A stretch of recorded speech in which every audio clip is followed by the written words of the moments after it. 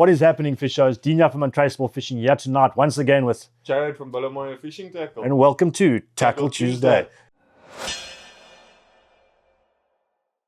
So for those of you who missed last week's episode, if you did miss it, go check it out. It's on our YouTube page. Jared was away in Mazeppa Bay. We'll get to those stories another night, fishing. So I was left alone. But I think I handled it quite well. I ran through all the different sort of lures that you would use for saltwater fishing, mainly shore-based and off the boat out at sea.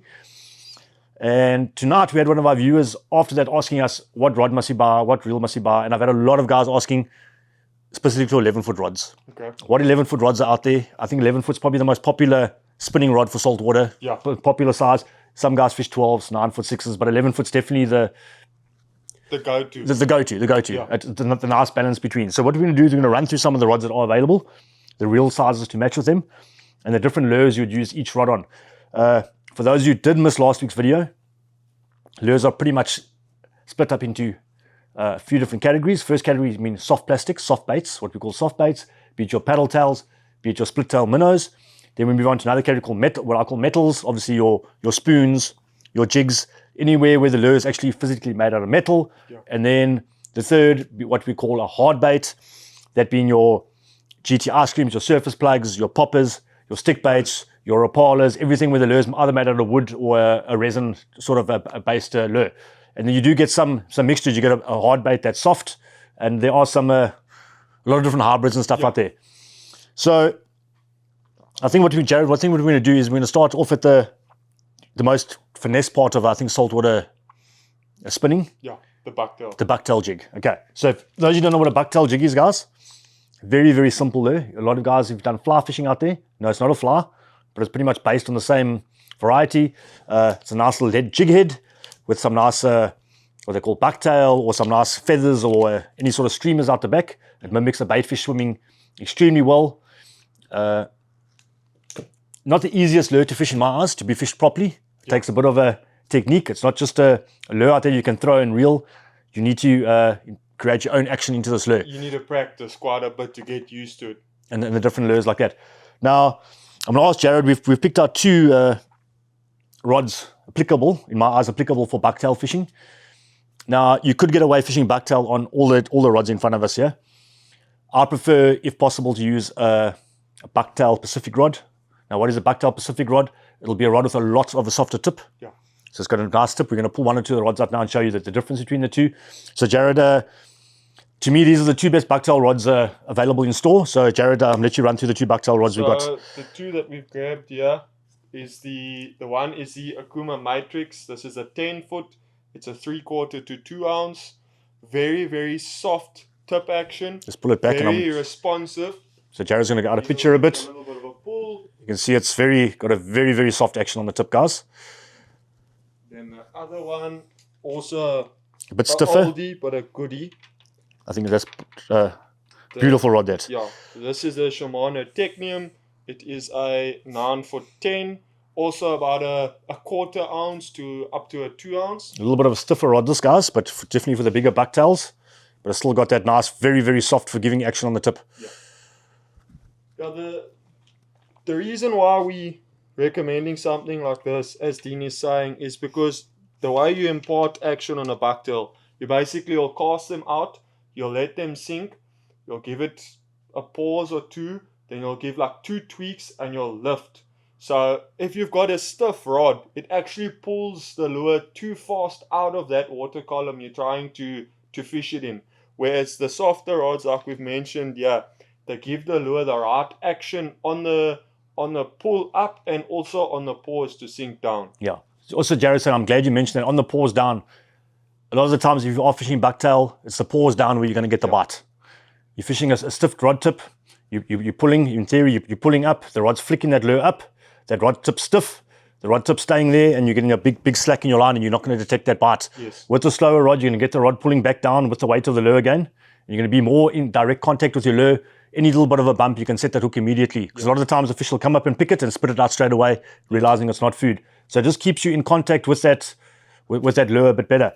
And then reel size, Jared. What sort of reel size would you on bucktails? So for that purpose, bearing in mind what rod you're going to be using and that it's a very intensive arm workout, I'd look at either like a 4,000 or 5,000 yeah, depending size. where you're fishing, correct? Yeah, depending as well on what 5,000.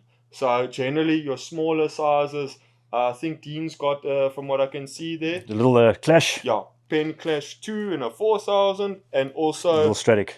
Stratic 4,000. Very good reels. Obviously in a higher level price range, but for what you're going to be doing, you need a reel of a good quality, as it's going to take quite a bit of punishment on that constant retrieve. Yeah, there's a lot of work going into those reels, so you want those gears to last. Also, being a smaller reel, Bucktail, you can hook some bigger fish. Yeah. So I'd invest more money into the reel than anything else there, because that reel's going to take some punishment. And you can fish a bigger reel, but your wrists are not going to like you at the end of the day, guys. Definitely. Okay, so braid-wise, on a bucktail setup, I think 15 pound is more than sufficient fishing bucktail in most situations. Don't get me wrong, there are situations you might want to step up to 20, 30 pound if you're fishing in heavy bricky areas and things like that. But I think 15 pound is going to be the optimum breaking strain if you are fishing a good quality braid. Okay, so that gets bucktails out the way. I'm just going to organize it as we go. Then we're going to move on to, you know what, let's leave the 11 foot for last. Let's shoot right past and let's look at the guys on the boats. Let's give them a chance. So we're not going to go into trolling tonight, but we're going to look at probably the fastest growing facets of fishing in South Africa. Yeah. Jigging. Now, what is jigging? So jigging is using a metal lure. Jared will pick them up now for us just to show you. So yeah, 2 tops. So you're pretty much pulling that lure. You're not casting it horizontally. You're dropping the lure straight down off the boat, down through the column of water, and you're working that lure up straight up the column of the water. For those of you who don't know what jigging is, jigging also gets split into 2 different categories. You get slow pitch jigging, which is a lot slower retrieve, and then you get high speed jigging, fast pitch jigging, whatever you want to call it, where the lure is retrieved at a super intensive high speed. You can tell by the shape of the lures. Going onto the slow pitch, that's your there we shape. go. Slow pitch, a lot of a shorter lure, a lot more body in the lure, so it can't be pulled to the water column that quickly. So a slow retrieve gives it a better action. And then your high speed, fast pitch jigs, obviously they're designed for speed, so they are slim and tree line, and those things you really need to crank up through the water column.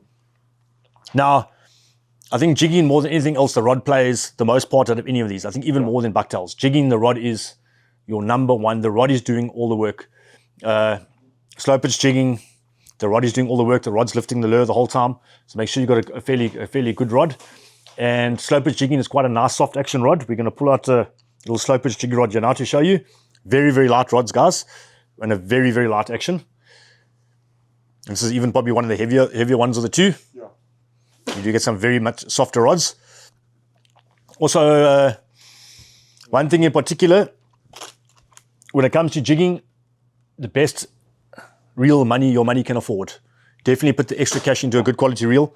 You're really getting abused when you're jigging, especially when it comes to slow pitch jigging. It's a very soft rod. That rod does have backbone, but you're not using the rod to pull the fish in pretty much. Proper slow pitch jigging, the guys who keep the rod still and the reel is actually doing most of the work, a lot of the work to get your line back in. And there's something a bit... You're not going to get much out of this. Yeah. That's it. And that's the difference between a slow pitch and a rod we'll use for fast pitch jigging. Yeah. A lot heavier of a tip. Yeah, you're dropping anything from a 150 gram up to like a 400 or 500 gram jig, probably fishing in about 100 meters of water. So as Dean said, you need a really good quality reel and a good quality rod to hold up to the pressure. Correct. Now you're going to say, what sort? Okay, now reel size becomes quite difficult when it comes to this. Anywhere from a 6,000 up to some guys jig with 14,000s, all depending on the depth of water you are jigging in. If you are digging some shallow reefs just off the coast, if you're jigging 10, 20, 30 meters of water, I think a 6,000 is more than sufficient. If you're doing some slow pitch jigging for your reef species. Also, slow pitch jigging is more reef species orientated. You're going to catch your reef species, not your pelagics, although they do hit a slow pitch jig from now and again. And your fast pitch jig is more pelagic species orientated, when you're going to your foster, your kingies, your wahoos, your cooters, and things like that. So when it comes to fast pitch jigging, I know the guys definitely like to use a bigger reel. The one reason for that is a bigger arb on the spool, bigger size on the spool, means you're going to pull that lure through the water column a bit quicker. So I'd suggest fast pitch jigging, high speed jigging, or South African waters. I think a 14,000 size reel would be optimum for that. Yeah. Okay, so we're just going to run through. Obviously, if you're down to a 6,000, you're not going to be putting 60 pound braid on your little 6,000. No. If you're running a 6,000, 20 to 30 pound braid, is more than sufficient. Also remember you are fishing through a very big water column, so you want, and there's going to be a lot of current. You don't want thick braid with the line's going to, it's going to pull your lure out of sync. So keep your braid as thin as possible when it comes to jigging. And I know that some of the guys are even going up to 50, 60 pound for their jigging. Okay, so we're not going to go too much into jigging. It's not our speciality, but we just thought we'll share a little bit of knowledge that we do have with you. Yeah. Then the other aspect of the big boys, we're talking about shore-based game angling. Now, this is where you're targeting big GTs. You might be going up to Gabon and targeting some Jack Travell or some top, Scabera top. And we're talking about big fish guys off the South African coast, a yellowtail. Maybe if there are tuna close in, that happens once every now and again. Yeah. So I'm talking really, really heavy tackle where you're going to be throwing big lures, as Jared showed you, big 15, 16, 17 meter, 20 centimeter plus lures. Very tiring type of fishing. Yeah. The rod's a lot heavier, the reel's a lot bigger, but definitely worth it because the fish are always a lot bigger. So the two different types of rods we're pretty much looking at.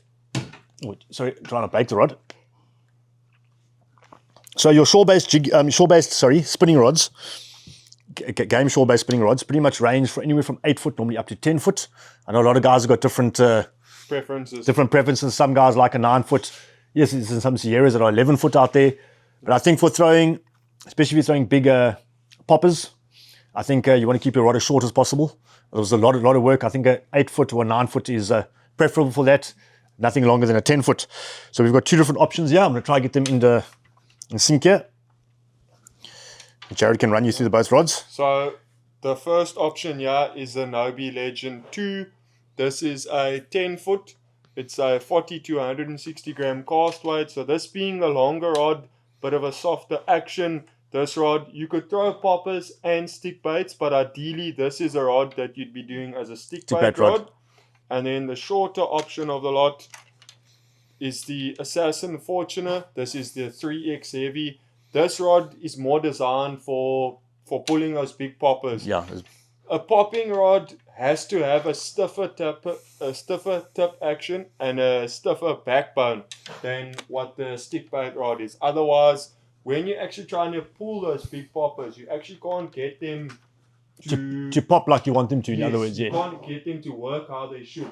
They're going to make big explosive pops on the surface to entice those fish coming from 15, 20, 30 meters down to actually come onto the surface to eat that lure. Because they mimic generally, like for your GT fishing, those big poppers will mimic bait fish on the surface or even small birds that come on the surface. Correct. So as Jared explained to you, a soft tip, big popper, just imagine pulling a big popper and your rod tip's too soft. You bring all that effort in to pull that popper, and all it's doing is your rod tip's absorbing all that force. Yeah. Your popper's going that far. With a stiffer rod, it could be going that far and creating a lot more action. And the opposite end of the scale, stick bait, you don't want a rod that's too stiff. Stick bait, you want the rod action to do the work. When you're tweaking it like that, you want it to create the exact energy through the lure to change dart motion. So also becomes a bit technical of what right lure and what right rod is to use. But I think practice makes perfect, and there are a lot of guys out there you can ask. So that pretty much takes care of, I think, most of the out of the ordinary things. Yeah.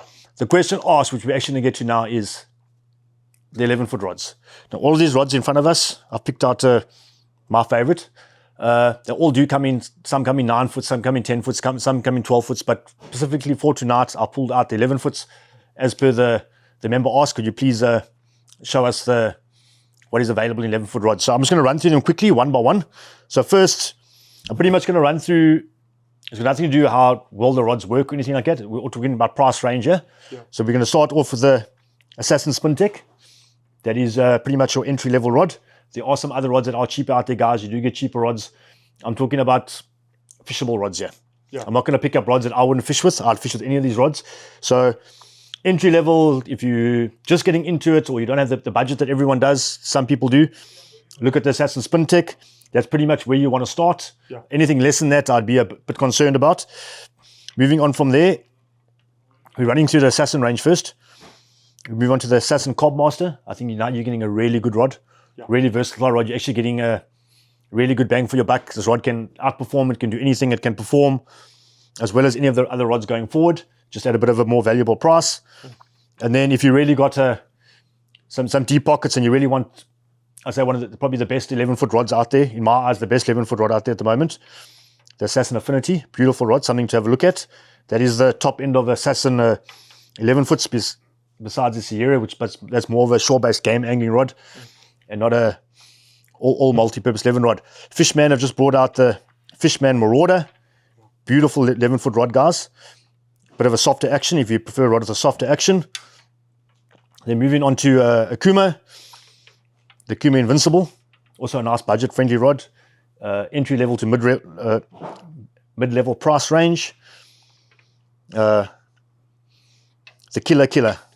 The Loomis and Franklin Archipelago, guys. I don't know if they are still available. I know there are some in store still available. Yeah, still available. Still available. There we go. Jared's telling us. I think if you are looking for a very, very solid rod, probably the most versatile of all these rods. You can fish bait. You can fish your surface lures. You can fish drop shot. You can fish anything on this rod, and it's not going to break the bank. So if you've got around us, what it is going to about 2,000. About $2,000. About two. We might be off saying about $2,000. I think that is the best option rod to look at there. So I hope that gives you a nice insight into what 11-foot rods are available. There are a lot of other rods, guys. If I haven't mentioned any, please forgive me, but these are the ones I've handpicked. And sort of the rods that you fished with and that I've fished basically comfortable with. I fished with every single one of these rods, except I haven't fished with the Fishman Marauder yet. I'm quite keen to get fishing with it, but that'll probably be my number one shade rod just for the action it's got on it. Yes. But all these other rods I have fished with. My favorite being the Affinity. Of course, it is the top of the range rod. I do own one, so I'm lucky. And then I'd say my second favorite rod here would actually be the Loomis and Franklin Archipelago. Yeah. No disrespect to other rods, but that's my personal point of view.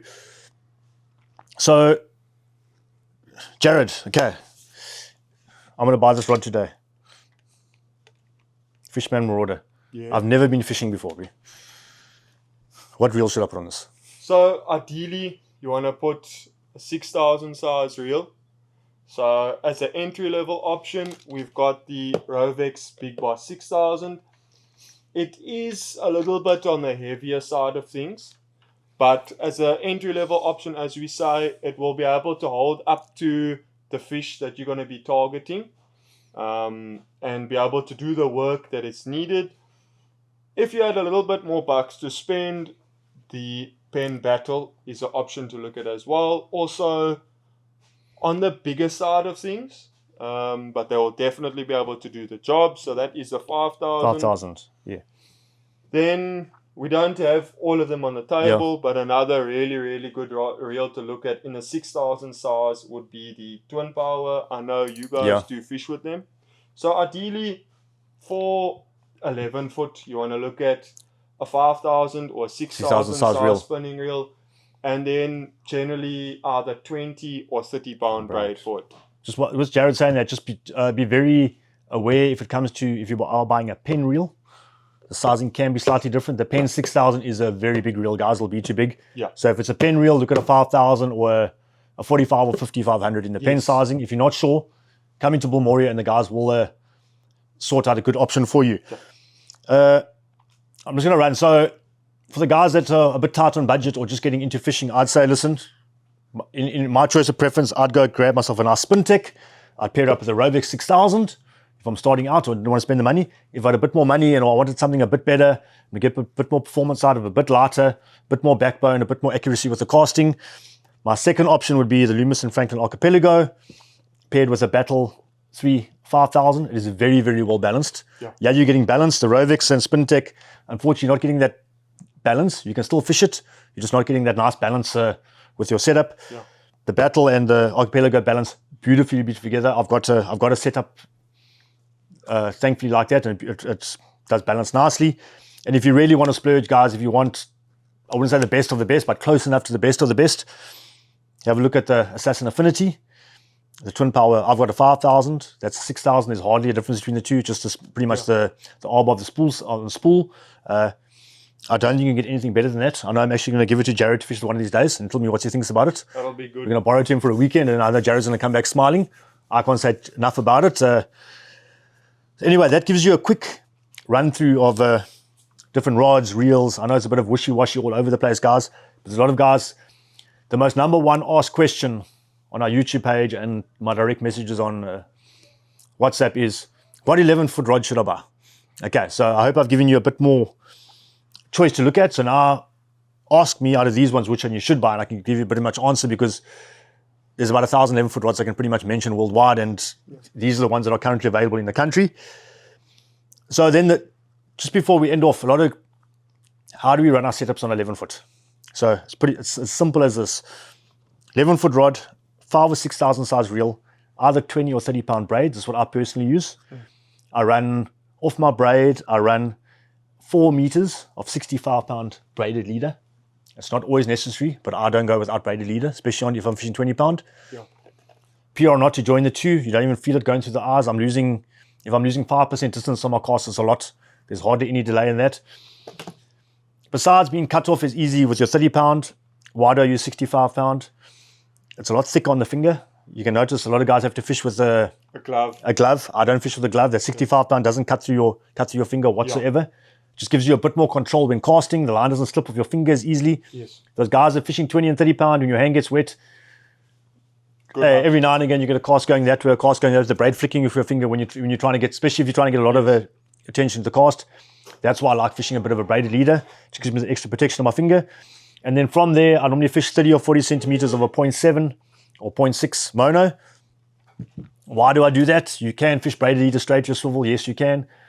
I just found fishing lighter lures and fishing lighter baits for bluefish and shad, I find I get a lot of wrap up with the braided leader wrapping around my swivel and my hook snoot and sinker snoot because of the bait and sinker being so light, flicking up in the air.